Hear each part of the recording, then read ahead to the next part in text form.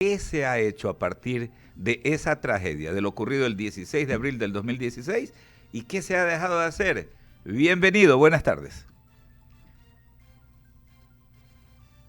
Active por favor el micrófono. Active el micrófono para poder tener una correcta. A ver. Bien, muy buenas tardes con todos, especialmente a la audiencia. Muchas gracias por la invitación y poder conversar y reflexionar sobre este tema muy importante que realmente nos atañe a todos, ¿no? No solo a los profesionales involucrados en el mundo de la construcción, sino también a a toda la ciudadanía en general. Claro que sí, y partiendo de aquello, ¿no? Yo recuerdo que cuando ocurría esta tragedia, pues se hablaba de que había que, por ejemplo, actualizar las llamadas NET, ¿no? Que son las normas ecuatorianas de construcción. Sabemos que los gobiernos municipales, ¿no? Por mandato constitucional, por lo establecido en el COTAT, en el Código Orgánico de Organización Territorial, Autonomías y Descentralización, tienen esas competencias. ¿Hemos podido hacer algo? ¿Se ha avanzado justamente, ingeniero, en algo, en esos componentes importantísimos? Bien, es una excelente pregunta. Nosotros tenemos hoy por hoy una norma ecuatoriana de la construcción vigente, es la del año 2015, ¿no? La norma entró en vigencia aproximadamente por el mes de febrero de ese año y un año después tuvimos el terremoto. ¿Qué pasó? Que con el terremoto realmente existió la necesidad de que esa normativa tenía que ser revisada a pesar de su poco tiempo de vigencia. Eh, Hubo esfuerzos por actualizar la normativa, unos esfuerzos, por ejemplo, los dirigió el municipio de Guayaquil. Desafortunadamente, no se pudo sacar una norma para Guayaquil. Luego otro esfuerzo que lo dirigió el Ministerio de Desarrollo Urbano y de la Vivienda, el MIDUBI, ¿no? Y entonces, a través del MIDUBI, por el año del 2018-2019, se trabajó en la actualización de la normativa. La normativa fue básicamente terminada, sin embargo, hay unos temas de permisos con unas instituciones del extranjero que tienen que dar su aval para eh, que la norma sea oficializada. Desafortunadamente, ahí esa norma quedó estancada y si bien es cierto, es algo que necesitamos como país. Han pasado ya tantos años y no tenemos realmente la norma, la nueva norma que debería entrar en vigencia. Esa es la situación con respecto a la normativa. Perfecto. Y justamente, ¿no? En paralelo a lo que estamos conversando y desde su punto de vista eminentemente profesional, ¿no? Como especializado en esta temática, ¿qué es lo que principalmente, aparte de esto que estamos hablando, se ha dejado de entender, ¿no? Porque mencionábamos aquello, ¿no? De la ubicación geográfica de nuestro país. Esto de estar asentado sobre el cinturón de fuego del Pacífico, pues no es un elemento menor, ¿no? ¿Qué es lo que no terminamos de entender como sociedad y como Estado, ¿no? Porque como usted decía, esto nos compete a todos. Perfecto, su pregunta es muy interesante. Desafortunadamente, nosotros tenemos, yo diría, una memoria muy corta. ¿A qué me refiero con memoria muy corta?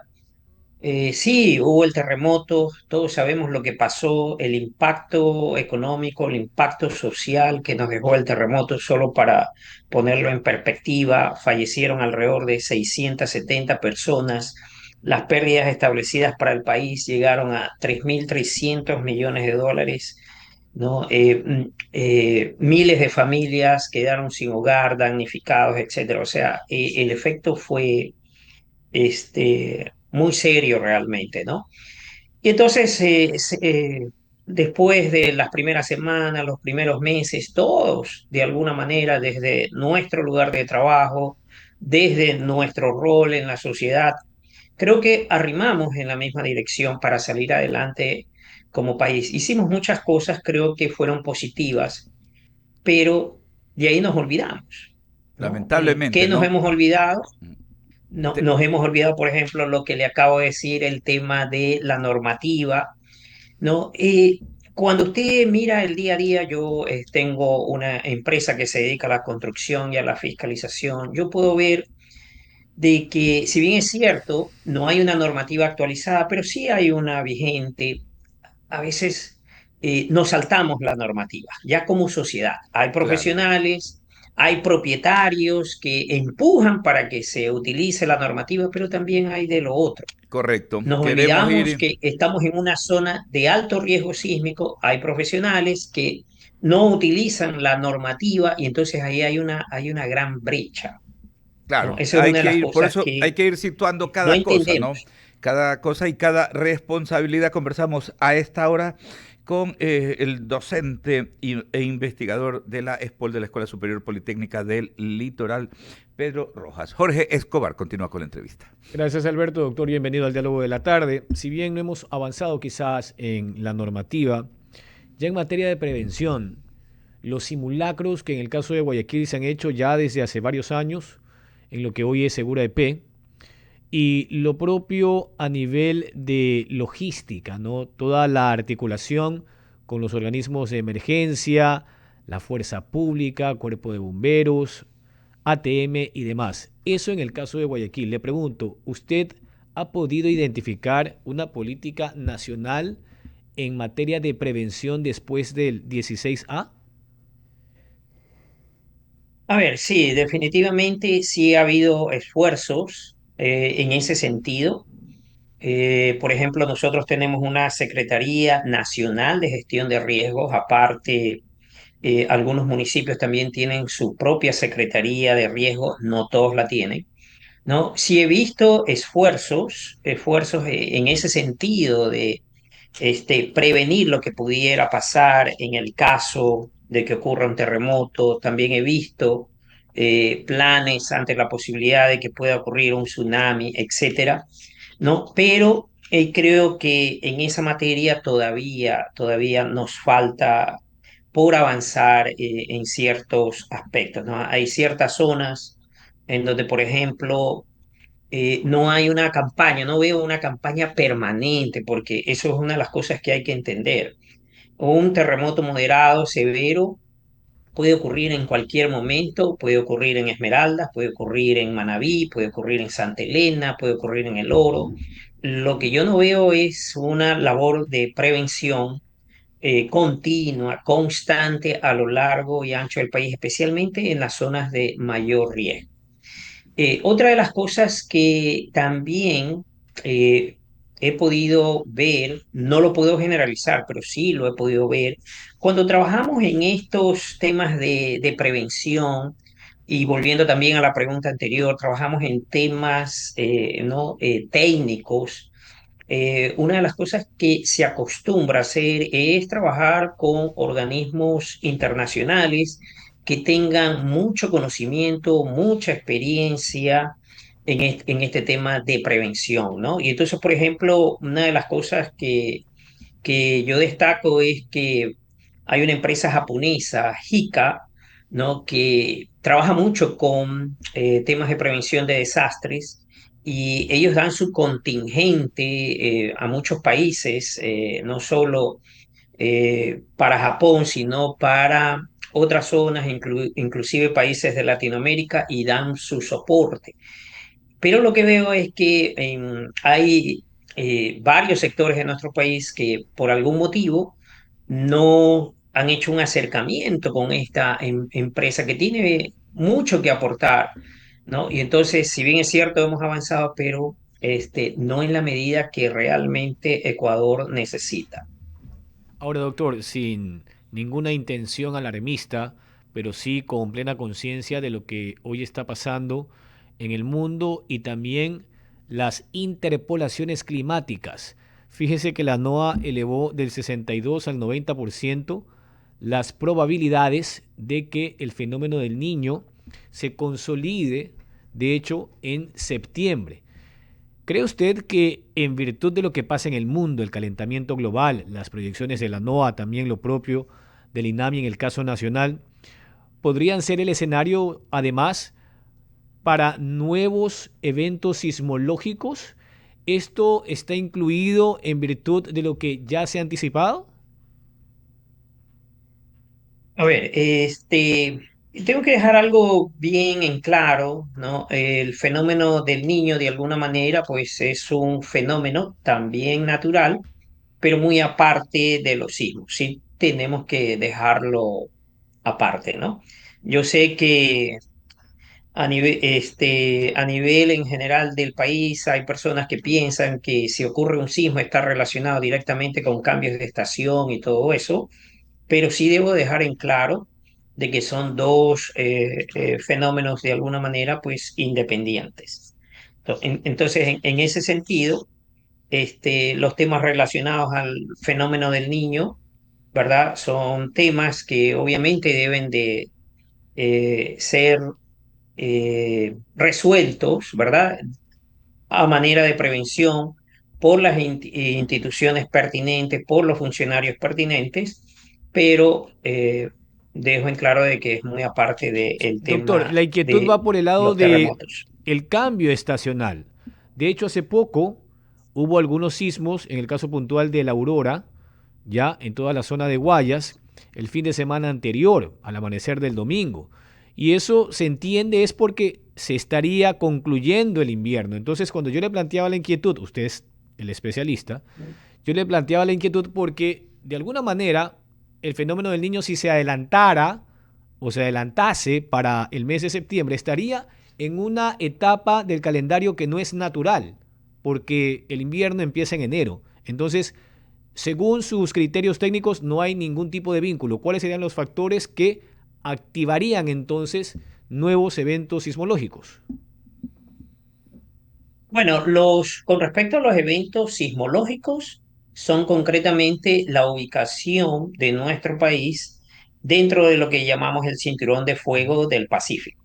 Fundamentalmente, tratando de explicarlo de una manera sencilla, nosotros tenemos una placa oceánica que se introduce por debajo de lo que llamamos la placa continental, ¿no? Y entonces ese efecto, ¿verdad? De que una placa se desliza por debajo de otra es la que nos origina los terremotos, ¿no? La mayor parte de los terremotos que nosotros tenemos son consecuencia de este fenómeno de subducción. Perfecto, doctor. Gracias. Sebastián. Gracias, Jorge. Estimado doctor, ¿cómo está?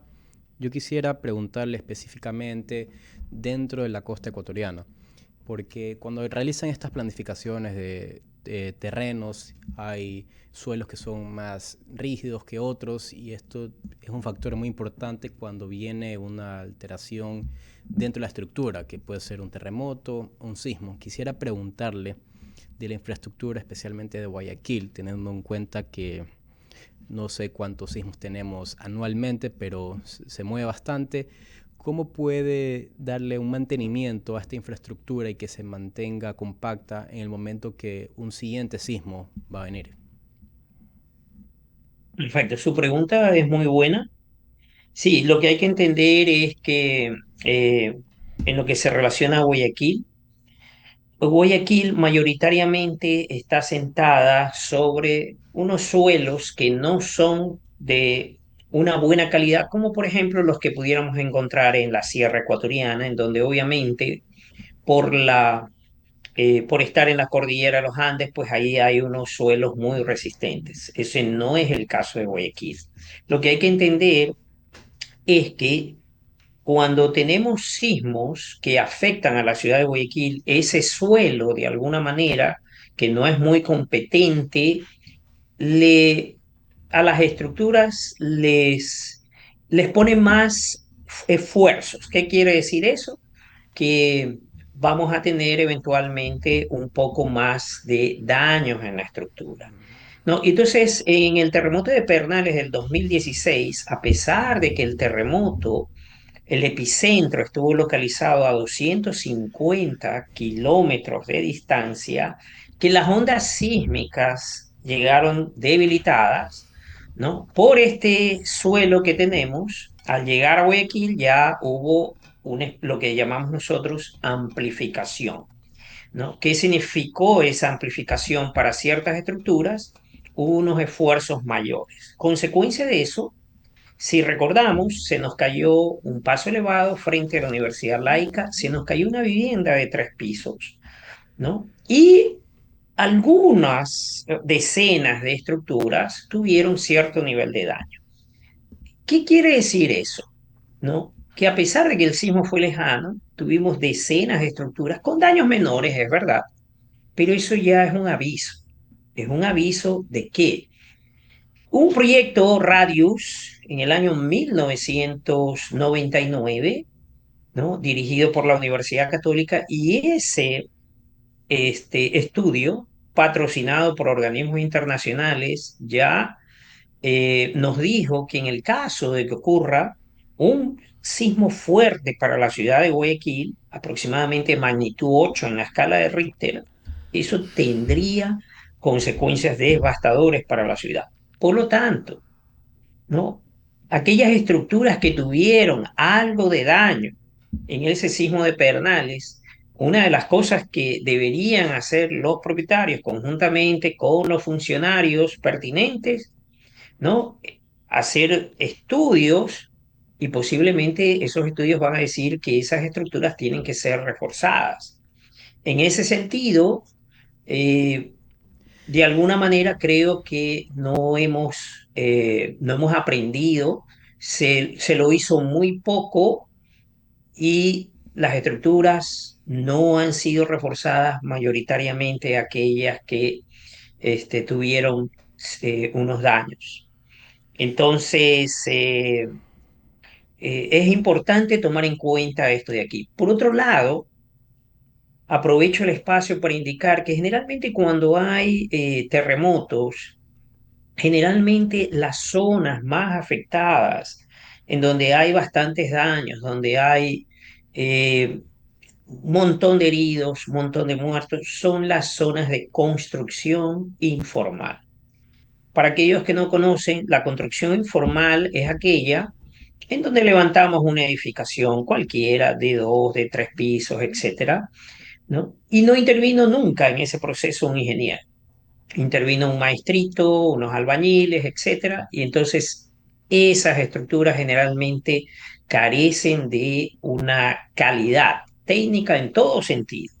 ¿A qué me refiero en todo sentido? Calidad a veces de materiales, no, obviamente no van a cumplir ninguna normativa, ¿no? Por lo que no intervinieron ingenieros en ese proceso. Y entonces generalmente esas zonas de construcción informal, que en Guayaquil hay un montón, generalmente son las que van a experimentar unas cantidades inmensas de daños con heridos y posiblemente con muertos. Y finalmente quisiera preguntarle, no es en torno al tema sísmico, sino a la infraestructura del centro de Guayaquil. Hay bastante estructura que son, digamos, un poco antigua, tiene valor patrimonial o está muy desgastada por todo lo que ocurre dentro del tiempo de una propiedad. Quisiera preguntarle cómo se debe atender este tema. Tenemos el caso de la Casa Tola, lo ocurrido. No solo es un peligro para los transeúntes, sino para las personas que están cerca de esa infraestructura. ¿Cómo una ciudad debe planificar la conservación de su patrimonio natural y a su vez una infraestructura que cuando se vaya desgastando se pueda realizar un buen mantenimiento? Sí, su pregunta es muy válida, y yo lo que generalmente hago es tomar ejemplos del extranjero, ¿no? Por ejemplo, ¿qué hacen en otros países? Es verdad, la economía en otros países es mucho mejor que la nuestra, pero por ejemplo, en países desarrollados, ¿no? Hay un sistema integrado que vela por esas edificaciones patrimoniales, porque hay que entender que de alguna manera representan algo muy importante para una localidad, para una ciudad o puede ser para un país. Y entonces ahí hay una planificación, hay una gestión integrada en donde intervienen ¿no? Varias instituciones y de alguna manera todas aportan en ese sentido, pero siempre priorizando también la seguridad de las personas. ¿A qué me refiero a la seguridad de las personas? Todos sabemos que las edificaciones patrimoniales tienen decenas de años, en otros países a veces tienen 200, 300 años.